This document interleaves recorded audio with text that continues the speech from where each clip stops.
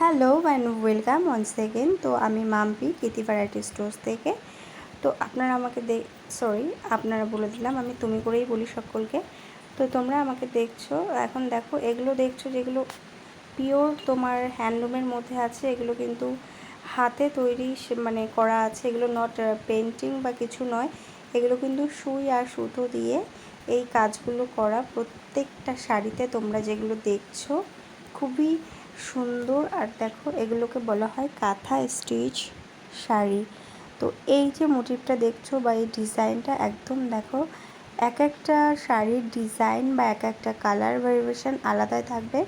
এটা যেমন ইয়েলো বেসের সঙ্গে আছে, দেখো ইয়েলো বেসের সঙ্গে রেড কালার আর আছে গ্রিন কালার। আর এটা যেটা দেখালাম এটা আছে তোমার ব্লাউজ পিস। প্রত্যেকটা শাড়ি কিন্তু 14 হাত, 2 হাত আছে।